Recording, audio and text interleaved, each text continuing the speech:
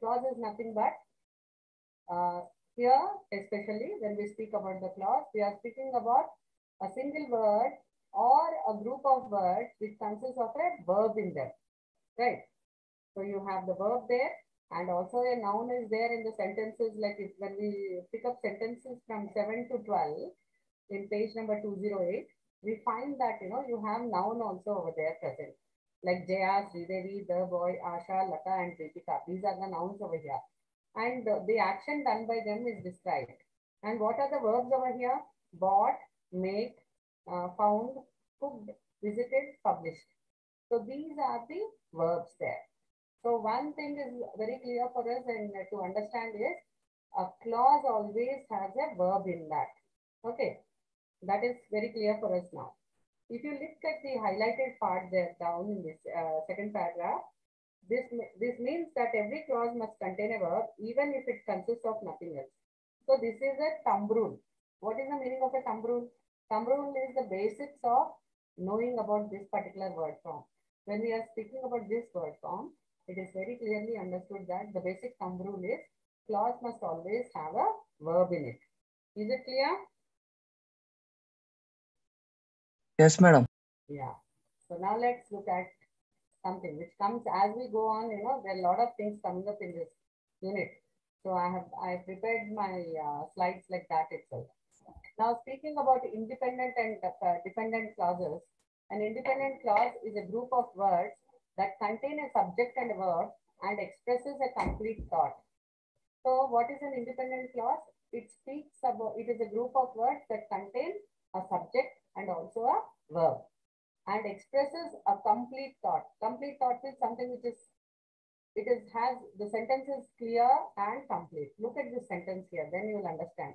The message is very clear. The idea that they wanted to share with us is also very clear. Jim studied in the cafeteria for his chemistry quiz. Okay. So who studied? When we question like that, who studied? The answer is Jim studied. Where did he study? In the cafeteria. What was he studying? Chemistry quiz. So this is very, very, very important for us to understand, right? So is it clear? Independent clause? Independent clause is a clause, group of words that contain subject and also a verb. It has both these things and it gives an expression of a complete thought, right? Now look in the same slide, if you look down, you have another explanation about a dependent clause. Now this is an independent clause, so something like we do independently our own work, almost the same way even these are also, right?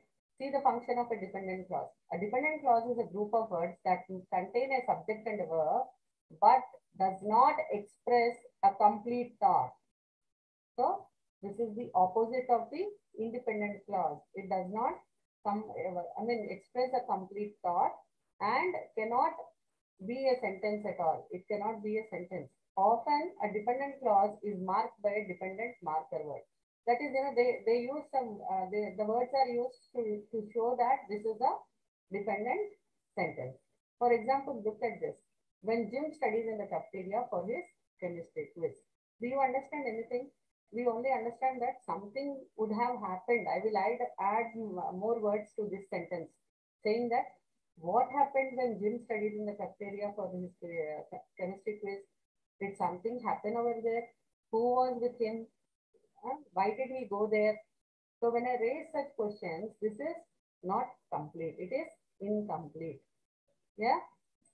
So this is very clear, right? So now let us briefly speak about the subject and the predicate before I go into the next topic. What is a subject? A subject is nothing but subject it can be a person or a place or a thing that is performing the action of a sentence. So it is a noun, basically nothing. A subject is a noun and it is about whom we are going to, the main person in the sentence it is actually. The subject represents what or whom the sentence is about. The simple subject usually contains a noun or a pronoun and can include modifying words, phrases or clauses. So this is a simple sentence which has been given here for you to understand better. Raju is sunny. Now, what is the subject over here? I have colored it. Raju is the subject. He is the noun. So he is the subject over here. What is the noun doing? The noun is running. So is running comes, is the verb over here, and running, you all know, is the action that is done by him. So this we can call it as the action done by him is called running. So you can call this as predicate. So whatever the subject is doing, the rest of the sentence you can call it as predicate. Now look at this. The predicate of a sentence is the part that modifies the subject of a sentence or clause in some way. That is, sometimes it can add more, more information it gives about the noun, right? The predicate specifies what the subject is or does or tells what is done to the subject. So it can be the dog was bitten by the cat. So when we speak about a sentence like this, we know what happened to the noun. So here again the same example for you to understand it better. Raju is running. Raju is the subject here and is running is the predicate. Now why did we come to subject and predicate is one question all of you must be having. Now let us deal with this part, which is about identifying clauses in sentences. Now please don't get confused or please be cool when you read this particular unit, especially because there are a lot of new terms that you will be learning if you haven't learned it properly in your school days, and you need to understand them better. So here you have subject. Just look at the sentence first. Radha thinks that she is very pretty, right? So Radha is the subject. What is think? Think is a verb here, which is the predicate here. Then look at this. She. She is again subject. What is the predicate? Is very pretty, right? And if you look at this the two different ideas are joined by the word that over here. So the clause is the object of the verb think. Therefore, it is a noun clause. So it is speaking about whom? About Radha. That's the reason we call it as noun clause. And I think in the previous session, we have learned a lot of new topics, new word forms in the previous class. Now I would like you all to open page number 209. 209. Samu, did you get your, your books? No, madam. Oh. They didn't provide an English textbook. All textbooks are there, madam. At least except Only English. English is pending.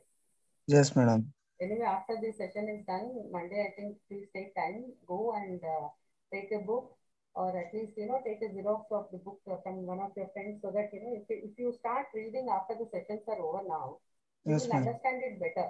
The connectivity will be understood better. And any doubts later, you can anyways clear your doubts. Okay? Okay, madam. Yeah. Now look at 13.3 components of a clause. What are the components that are there in a clause? We already have learned that the clause has a subject, it has a predicate in it, and also there is a verb in that, right? Turn to page number 210. You have to the same 10 questions or 10 or 12 sentences that are given in page number 208. The same sentences have been divided as subject and predicate. You can see that the single word command, you can say that, these are instructions that were given till 1 to 6. They are all predicates. But from 7 to 12, if you look at that, you have these names here, which are the nouns there. And then the rest of the sentence is called a predicate. Is it clear now? The subject and predicate. So when you look at the single instructions that have been given, go, come, get up and all that, who is asked to go and come? If I'm saying the same sentence now, open your book. Like, I was telling before we were looking into this page, I said, now I request you to open your textbook. Yeah, it's 210. So instead of saying the whole sentence, you can say, now look into your textbook. So whom am I asking to look into the textbook? It is you, right? So the subject here is you. Got it? Is it clear? Now, the subjects part we have already understood now. We have done, I've shown you a slide and you have been learning from your school days what a subject is. But here, it is very important to understand that whenever a subject comes, you need to understand that subject is understood as a constant or part of the sentence that defines or sets out the topic of the sentence. So whatever they are, then later what is spoken about the subject is called a predicate. You can do a reading after your session is over. This particular chapter, your unit, you will understand it much better. And the line here, the first line in the second paragraph under this topic, subject, is very important. Structurally in English, we find that subjects precede the verb. So before the action is done, the noun, the subject always comes before that. So this is the basic thing which you need to understand. Another some rule might be you can understand, but there are of course few sentences where we don't have a subject at all. Okay. And what is another thing which is easy for you to understand is like how I was asking question when I read a sentence there. Who went there? Why did you go there? And all that. So when you put lot of questions like this for a sentence or for any question that is given there, you will understand that if the answers are given, then this is a complete sentence. If answers are not given, it is an incomplete sentence. Now look at this particular 13 to 17 in page number 211. If you look at those sentences there, Brazil had not conceded any goal at this World Cup. The win has come at a price. Ronaldo scored 4 goals in the World Cup. We had a team with many young players. The dedication of the players was the distinctive feature of the game. Now to find out actually if we can raise questions, can you see 18 to 22 you have the questions? Yeah, who had not, what has come, who scored 4, who had a team, what was the, so see these are the things which answer that particular sentences. So what you need to understand is, when you part of the sentence that you have picked out as answers to the questions are what we recognize as subject. So whatever answer is coming for these questions, the word is the subject that you need to understand. Okay.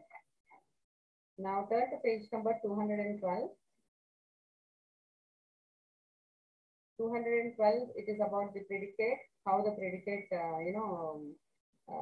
the rules of the predicates, how they are written. The verb is a very important component in the predicate. It plays the main role there. It is the agent, you can call it as an agent or the doer who does the action of the noun or the subject. So that is one thing that you need to know. And there are few sentences where check your progress. The exercise is very simple, asking you to write what the subject is and what is the predicate in the sentences that are given over there. Now this objects and adjuncts are also very important. Let us just get back into the slide and try to understand what they are.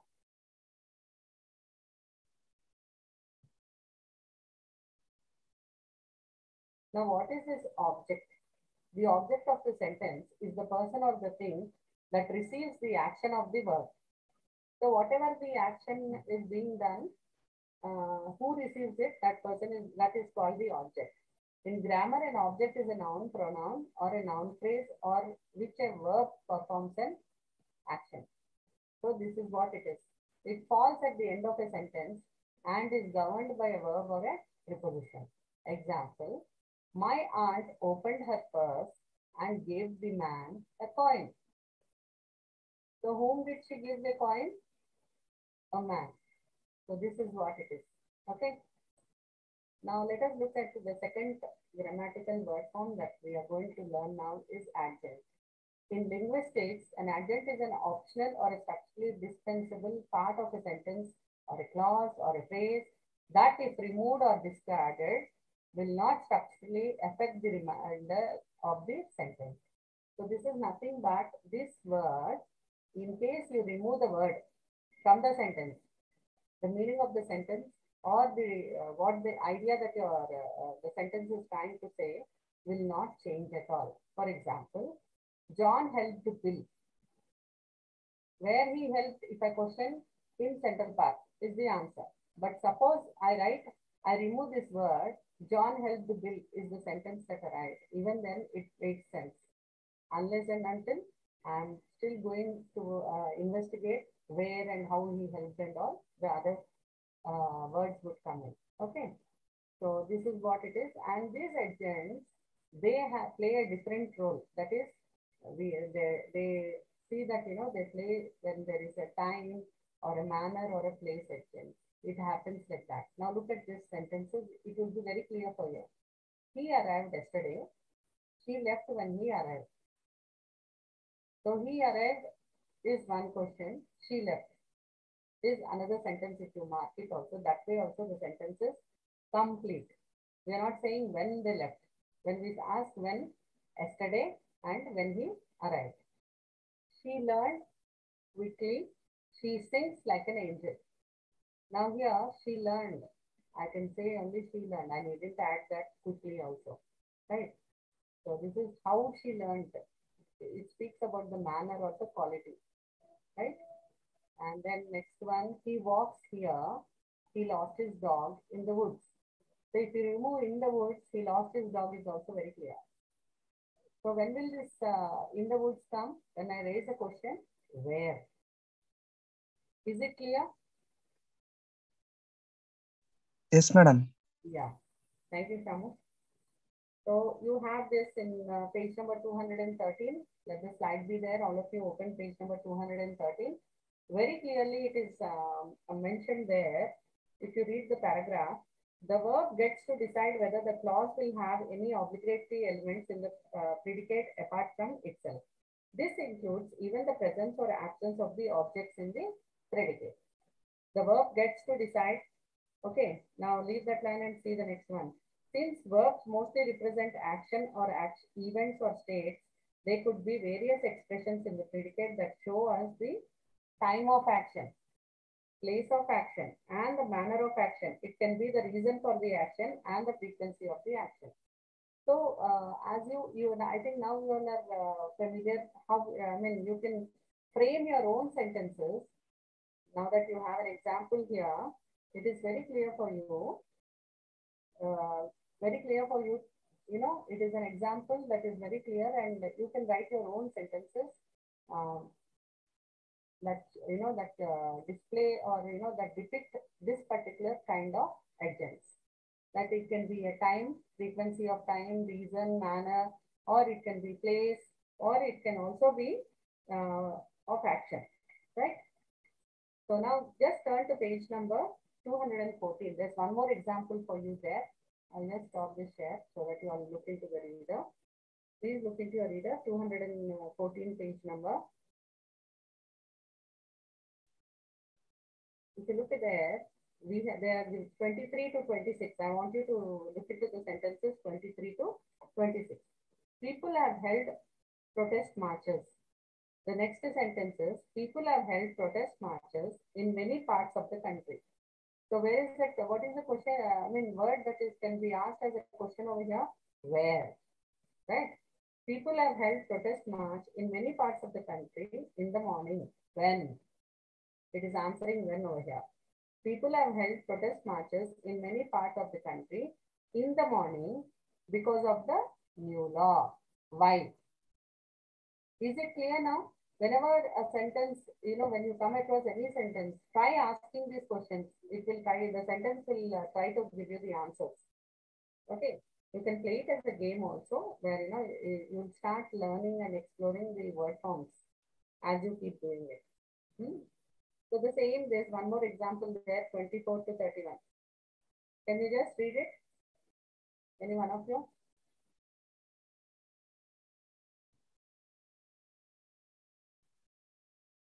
Yeah.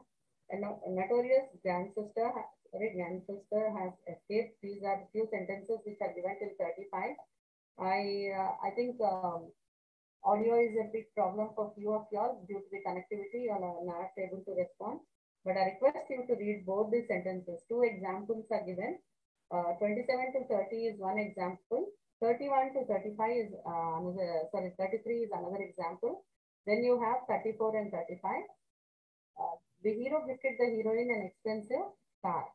The hero gifted the heroine an expensive car in the movie. It is not outside. It is only in the movie, right? So this is one part which I request you all to do a thorough reading. Because unless and until you try to read it in a very cool manner, when you are really free and not in a hurry, what happens is, why these examples have been given and why this so much of explanation has been given, in detail. You will understand as you read these paragraphs. Just look at 31 to 33. There is an explanation which is given in the paragraph. If you look at that, 31 to 33 requires an object in the predicate for the verb notify to happen. It is required that someone has to notify someone something. What is the sentence 31? The hospital had notified the authorities. The second sentence is, the hospital has notified the authorities about the emergency. The hospital had notified the authorities about the emergency last night. So there was an emergency in the hospital, but that was last night. And this was informed to whom? It was notified to the authorities, whoever is in charge in the hospital. So look, when you read that, read the explanation part also there. Something that is direct. Okay, sorry. Both the subject and the object are obligatory to complete the meaning of the verb. Now, what is this action here? The hospital has notified the authorities. Who are the nouns here? Hospital and authority. Okay. And then in these sentences, the hospital acts as the subject and the authorities as the object. The other phrase like about the emergency last night are optional. So they are agents. So these are agents. This is only to explain to you what are agents. That's it. So you understood now what are agents? Agents are those words which when we add, or if at all, if it is not there in the sentence also, it doesn't matter. The sentence is complete without them or without their presence too. Okay. So like if you look at the sentence 31, the hospital had notified the authorities. This is very clear. That means the action has been done. Information has been given to the person whom they have had to give. Right. Now look at sentences 23 and 33. If you see that about the emergencies and last night, these are not required. If you want to emphasize on that, you can add on. That's it. Okay. So if you look at the sentences 36, 37, and 38 in page number 215, the hospital has notified whom. Whom did they notify? If you ask questions like that, you anyways note that it gives you the answers of the object. Right. So that is very important here. Now let us, this is what is all about unit 13. I hope it is clear. We have learned clause over here, independent clause, dependent clause, subject, predicate, object, and agent.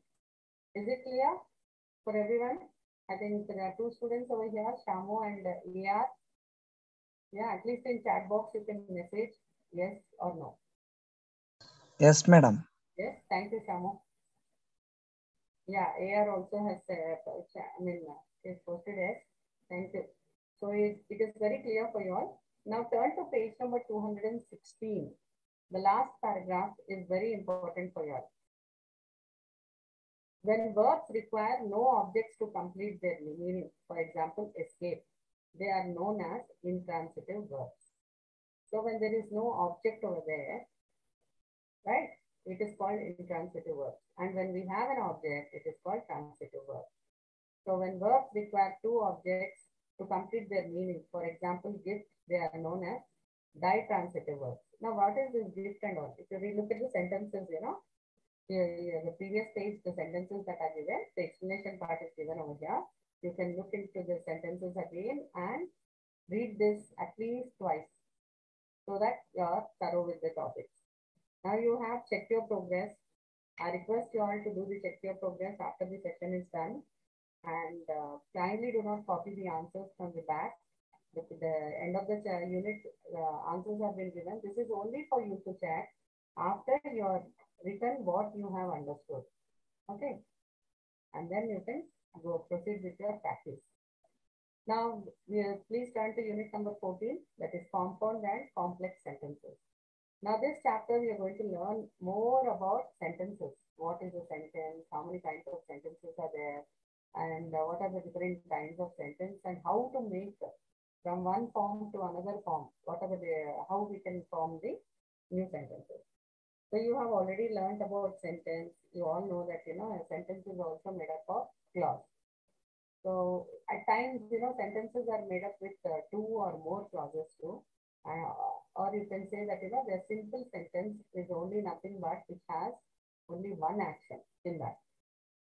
if you turn to page number 222, I request everyone to turn to page number 222.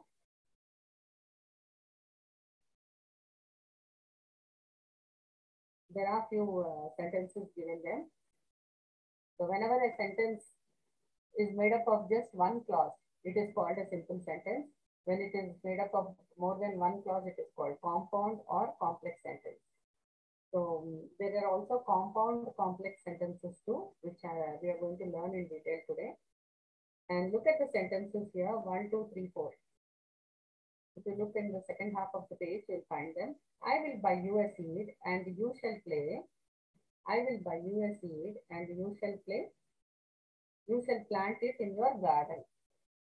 Right? So don't you think these are two actions and two sentences? Yes? Now if we just separate them, it will be I will buy you a seed. You should plant it in your garden are two sentences. They are joined by the word and over here. Yes? Now let us look at this. So today we are going to learn about coordinating conventions and subordinating conventions. What are these? We all know that what is a convention? Is something which describes about a noun, yeah, it joins the two sentences, or it can be more sentences, right? This is basically what we have learned. A coordinating convention is a word that joins two elements or equal grammatical ranks and syntactic importance. They can join two verbs, two nouns, two adjectives, two phrases, or two independent clauses. Now we had an example in the reader where we saw this. I will buy you a seed and you should plant it in your garden. These are what? Two independent clauses that have been added up. Yes? The coordinating conventions are, there are few examples here for you. For, and, nor, but, or, yet, as well as, for, so, etc. We have an example here. Alex stood first and got a prize. So it can be, it can be two sentences also, we can rewrite it. Alex stood first, then he got a prize.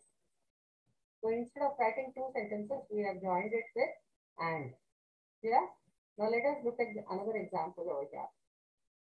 Just look at these words. Although, after, before, because, how, if, once, since, so, that, until, unless, and when. These are called the subordinating conjunctions. These are conjunctions that are used at the beginning of subordinate clauses that link a dependent clause to an independent clause. Now, when it comes to independent and dependent, you are very clear about it, how they are, right? The word or the phrase indicates that a clause has informative value to add to the sentence, main idea, signaling a cause and effect relationship or a shift in time and place between the two clauses. So these are clauses which are used at that time. Okay. So before we get back into the textbook, I would like to introduce types of sentences for you. We have these simple, compound, complex, and compound complex.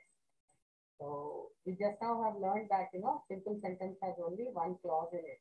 A complete thought with a subject and a predicate. This is also an example for over here. It is raining. I love to eat mangoes. So this is very clear and very simple. When we speak about a simple sentence, it is a sentence which has a subject and a predicate, and a subject and a predicate are present in a clause also. So you can say that a simple sentence has only one clause in it. So when we speak about a compound sentence, now look at this example. I drink green tea, but they drink coffee. So I drink green tea is an independent clause, but they drink coffee is also an independent clause. The clause could stand alone as a sentence also, right? If you remove this but, these two can stand alone as two separate sentences, but they are joined by but. So here you have two clauses. Now coming to the complex one. When the cake is brown, this is a dependent clause here. Remove it from the oven is an independent clause. So this clause cannot stand alone. Remove it from the oven cannot stand alone. So this is called a complex sentence. It has one dependent clause and one independent clause. Now the compound complex sentence. A compound complex sentence is a sentence with two or more independent clauses and at least one dependent clause. Example, Jennifer sat in her chair, which was a dark red recliner, and she read all evening. So you have how many here clauses? 1, 2, and 3. Yes. The sentence shows the compound sentences of two independent clauses. Jennifer sat in her chair. She read all evening. Right? Combined by a coordinating conjunction and. So where was she sitting? How was the chair? Which color was it? So these are questions which you need to ask and they help you answer it. So is it clear, the conjunctions part? Can we proceed now? There's a lot of information given in the textbook. Yes, madam. Okay. Fine. Now turn to page number 223. A quick glance, we'll go through these pages so that, wherever it is important, we'll just stop there and go through in the textbook.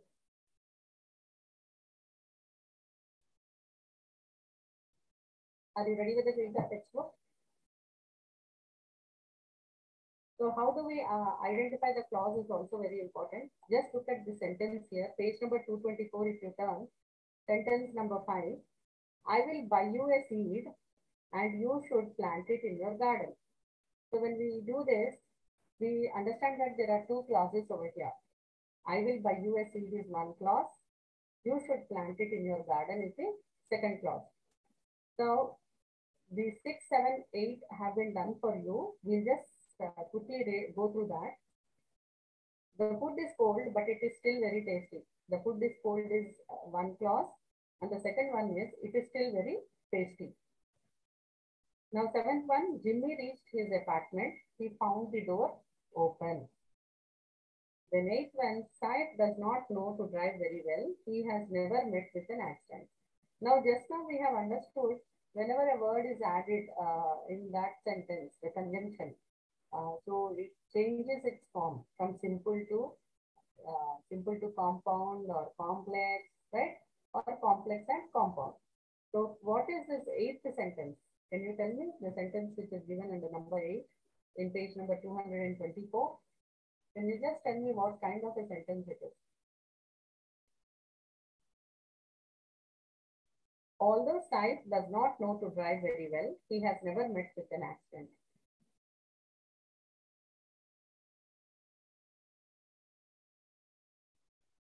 Yes?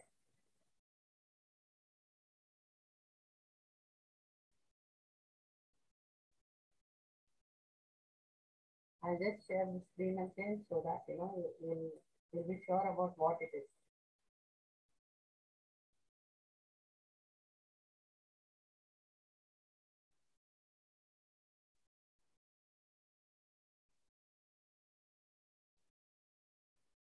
Yes, you can go through from here.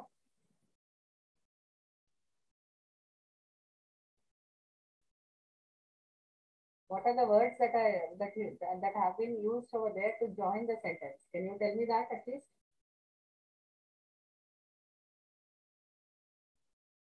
Okay, let us do this highlighted one and again I'll come back to the question again. Just look into the last paragraph there. One easy way of forming compound and complex sentences is to take two simple sentences and join them using an appropriate conjunction. So what is the conjunction in this sentence at least? Sentence 8. Shamu and AR. What is the conjunction that has been used over here?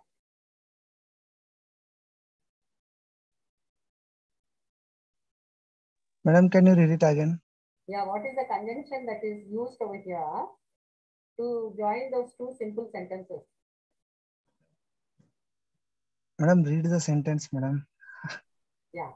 Although Saif does not know to drive very well, he has never met with an accident. Although, madam, it is a subordinate. Very good. Very good, Shamu. So it is what? Is it a subordinating conjunction or a coordinating conjunction? Subordinating. Wonderful. Thank you. So this is about it. AR, so please do a reading. Yeah, very good, AR. Sorry, I didn't look into the chat box. You've sent the same thing. Thank you. You're right. Nice that you people are participating in this session. Okay. Now, let's go to the next topic. There is check your progress in the textbook, where few what do you call exercises have been given in a nice way, where you have lot of sentences there. At least 4 sentences are there. It would be a good practice for you all before you forget it. Okay, please do practice. Now look into 14.5. The topic here is independent and dependent clauses. So we have learned about this already, but again, we'll be doing it as a recap over here. One of the major differences between compound and complex sentence is the status of the clauses involved. So we just now had gone through the slideshow where we had this independent and what do you call the compound and the complex sentences. In the compound sentence, you always have two independent clauses over there. When it comes to the complex, you have an independent clause and a dependent clause over there. Right? So look at this sentence 9. The food is cold, but it is still very tasty. The food is cold, it is still very tasty. When Jimmy reached his apartment, he found the door open. So you know that, when is the word that is being used over here. Now turn the page there. When you turn the page, you will see there, in the sentence 9, we find that both the clauses have a status of equality. So what is this sentence over there? We learned is the food is very cold, but still it is very tasty. So that says, equality. Equally, we are appreciating both the things. We cannot identify any of the clauses as being independent. However, in the second set, we find that the clause beginning with although is a subordinate clause. The main clause of the sentence is he found the door open. When Jimmy reached his apartment, he found the door open. So you can say that when Jimmy reached his apartment is not a complete one, right? It is dependent on what happened after he reached home. So the verb or the action that is happening over there it is dependent on this particular thing. So that is an independent clause. The first one is the dependent clause and the second one is an independent clause. So this is how it is. You can also go through the exercise that's given at the end, check your progress, where you will be able to understand the subordinate clauses better. Okay. Just read the highlighted part in the last paragraph there. Compound sentences are made up of clauses with the same status, whereas complex sentences are made up of one main clause and one or more subordinated clauses. So you can have 2-3 clauses in sentence, complex sentence. It needn't be only one over there. Fine. Now we'll come to the last topic. I think this is very important topic of this unit, that is the finite and non-finite dependent clauses. So you first have to be very clear on the dependent clauses, because this is where these clauses, if you know how to identify them, then it is easy for you to write the structure there. Okay.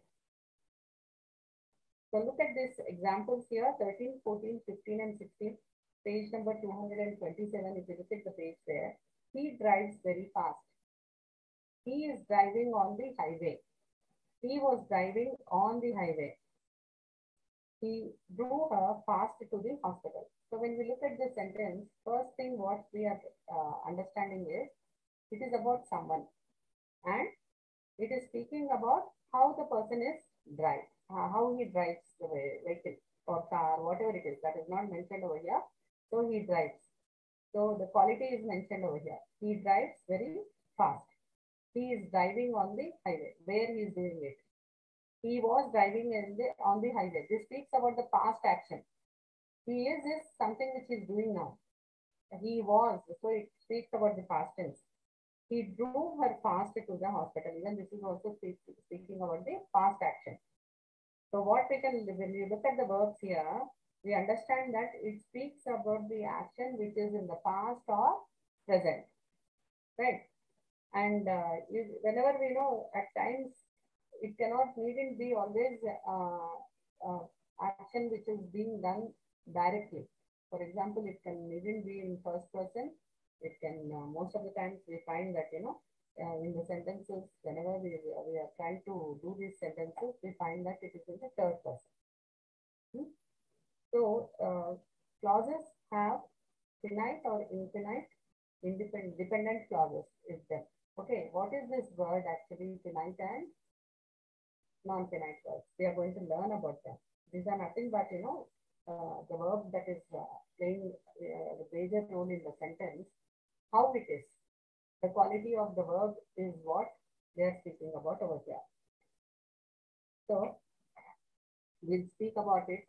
Now look at this sentence in page number 228. Can you please turn the page?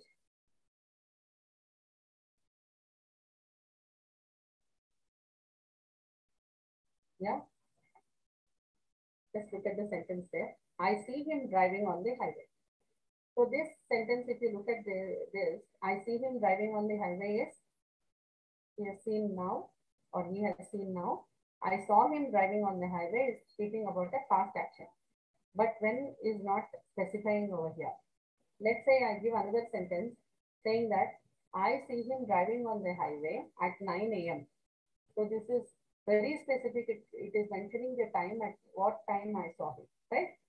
So that is one part. Come back to the previous page, 227. Can you all come back? Yeah. So when we read these sentences, he is driving on the highway. Here also the same thing, the question and the time is not mentioned over here.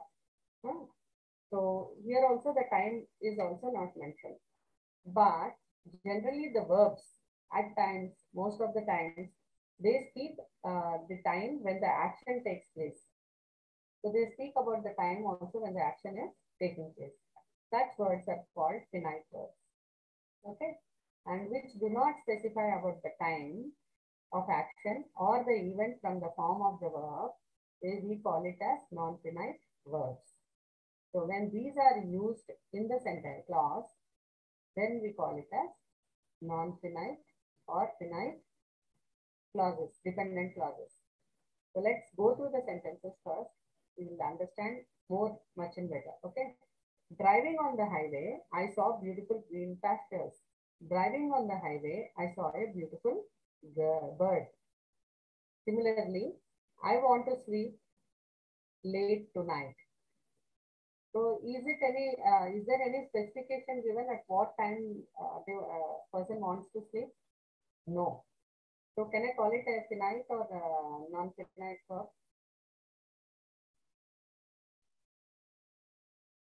Shamu or AR, any one of you. It is not specifying the time for me here. Yes, madam. What form of verb does it come? Non-finite. Very good. Very good. Thank you. So that's clear here. Yeah. Now look at the paragraph there. After question number 22, if you look down in the second paragraph there, the clauses that form compound sentences must always be finite. Is it clear for you? These are all thumb rules, like the basic rules. Whenever someone asks you to give a clause as an example, or they speak about sentences that are they want you to give an example of a sentence like this, then you should be knowing what are the basic thumb rules. So when you remember the thumb rules, it is easy for you to write the sentence.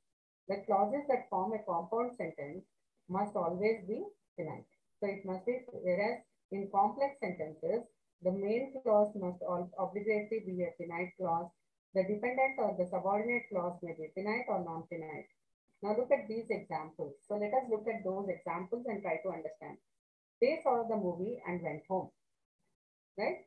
They went home after they had seen the movie. They went home after seeing the movie. There's a mistake in this sentence here. Can anyone tell me what is the mistake there?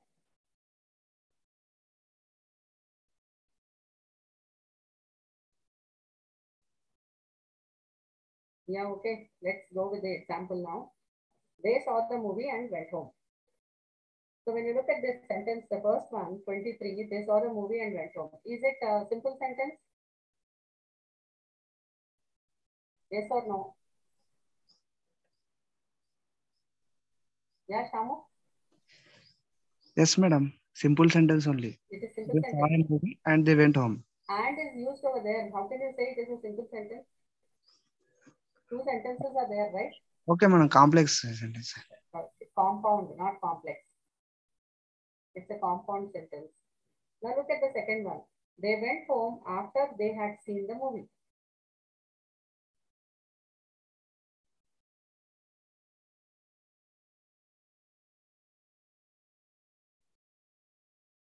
Okay, complex sentence, very good here. So this is how you need to read and understand whenever, wherever possible, try to view more sentences on your own. There are few sentences that have been given in the textbook. I request you all when you're doing the reading, have a paper pen next to you. There's one example that has been given in the reader. I want you all to write few sentences on your own. When you write, it would be a practice for you. There won't be any confusion. It will be more clear and a better understanding for you all. Okay. Now turn to page number 229,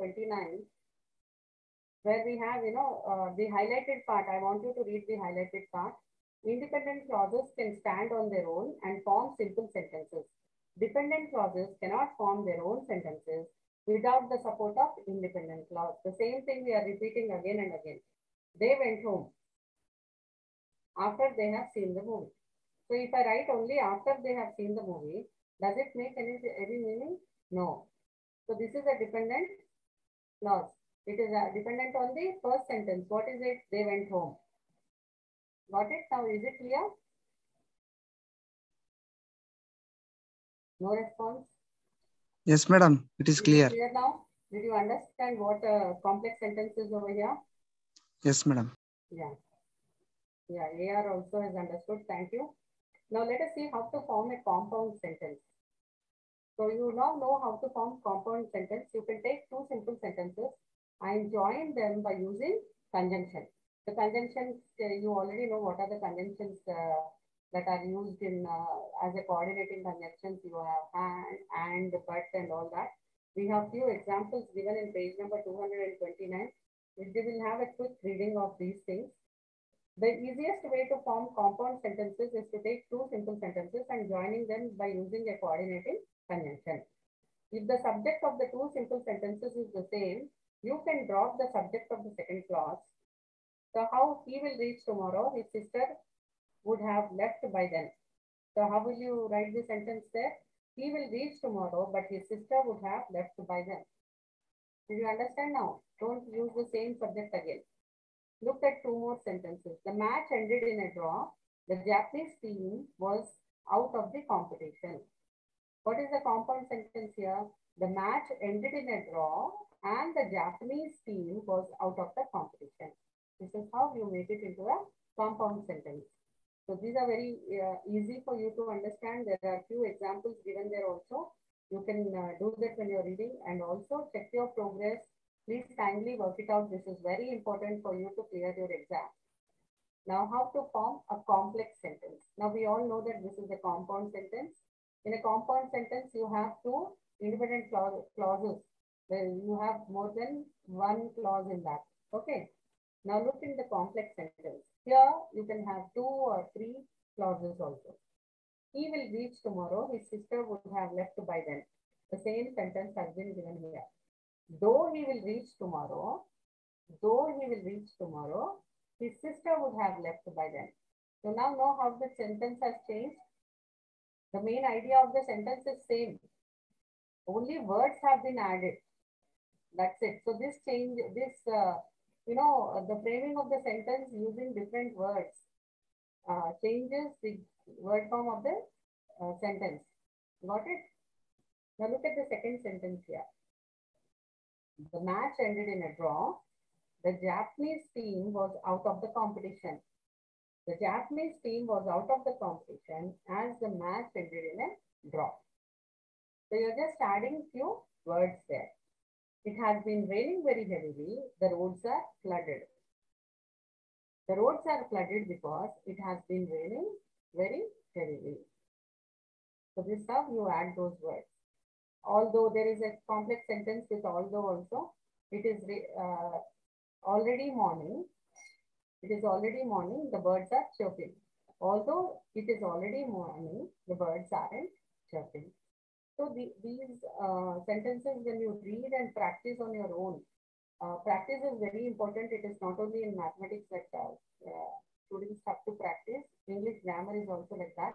As and when we keep practicing, we improve the quality of our and our standard of English language also will improve. Now look into the last paragraph where the highlighted part is given there. Unlike compound sentences, subjects are not deleted in complex sentences, even if they are same in both the clauses. So now we have learned one more thumb rule also now. So one important thing that is there is when we are forming compound sentences, the second subject we remove it. But here we do not do that in the complex sentence. They remain the same. So that has to be noted. It is very important. You all need to understand and keep in mind that this is important. Now we are finished. There is check your progress for the complex sentences. From simple sentences, they are asking you to make complex sentences. Please kindly do without fail all the exercises that are given in every unit after each topic that has been addressed over there. Please kindly work out all these check your progresses. Be thorough with the topics. Reread the topics again and again whenever you have time and leisure. And I hope 13 and 14 are clear for you all. AR and Shamu, I think Shamu left. AR, is it clear for you? Yes, madam, it is clear. Yeah. So AR, is it clear? Arisha just entered the class now. Yeah, Arisha, tomorrow you have a session. The last unit 15 I will be doing tomorrow. And also a quick recap of all the topics that we have done till now. But it is at 1 o'clock. Please do join the class at 1 o'clock, not at almost, it's 2 now, 1 minute short of 2 and you have joined in. Might be. So AR, is it clear the topic that we have done today? No doubts. Okay. So AR doesn't have any doubt. It is clear. So Shamu also, the topics are very clear. Arisha, you have missed out. If you are in contact with any one of them, please find out from them about this topic that has been done today. Today we have done simple sentences, block number 5, simple sentences, compound and complex sentences. We have done the clause. We have learned about subject, predicate, object, adjunct. Then also we have learned about subordinating conjunctions and coordinating conjunctions, how to make complex sentence, how to make simple sentence, how to make compound sentence, and the basic thumb rules of all the transformations that you're doing. You have learned about them. So I think the topic is very clear for you all, and that's what your friends have mentioned. So tomorrow, same time at 1 o'clock, we are meeting again for the last unit. I'll be doing the last unit tomorrow for you all, and then a quick recap of what we have done all these days. Okay, is it clear? Thank you.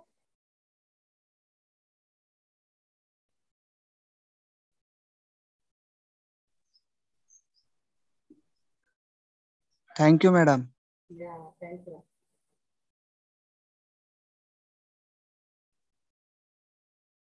Thank you, ma'am.